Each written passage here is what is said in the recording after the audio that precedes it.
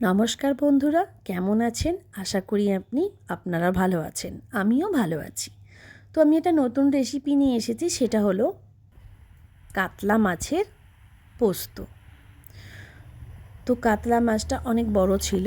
কড়াইয়ে তেল দিয়ে দিলাম, সর্ষের তেল দিয়ে করেছিলাম। তো একটা একটা করে মাছ আমি ভাজতে দিয়ে দিলাম। তো ওদিকে মাছ ভাজা হচ্ছে, এদিকে আমি পোস্ত নিয়ে পোস্ত বাটার জন্য রেডি করে নিলাম। পোস্ত আর তার সাথে দিলাম কাঁচা লঙ্কা আর একটু নুন দিয়ে দিয়েছিলাম।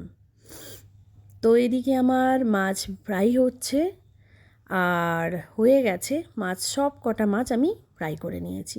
পোস্তটা বেটে নিয়ে আমি কড়ার মধ্যে দিয়ে দিয়েছি। তবে আপনারা ডাইরেক্ট কড়ার মধ্যে দেবেন না, প্রথমে একটু জল দিয়ে দেবেন কড়ায়, তারপর পোস্ত দেবেন, না হলে পোস্তটা কেটে যায়। তো যাই হোক, তার মধ্যে আমি মাছও দিয়ে দিয়েছি আর ঢাকা দিয়ে ভালো করে ফুটিয়ে নিয়েছি।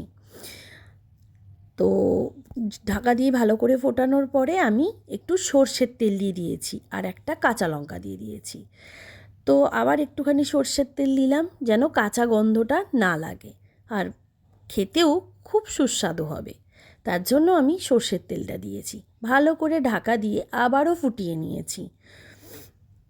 আর ঢাকা দিয়ে দিয়ে রান্না করলে এটা ভীষণই ভালো হয়। আর আমার ছেলের ভীষণ পছন্দের এটা। এত খুশি হয়েছিল ও, আপনারা নিজেরাই দেখতে পাবেন। এত খুশি হয়েছিল। আর আমারও খুব ভালো লাগে যদিও, কিন্তু এটা ছেলের জন্য স্পেশাল বানিয়েছিলাম। ছেলে ভীষণ পছন্দ করে এটা। ওর খুশিটা দেখতেই মায়েদের ভালো লাগে।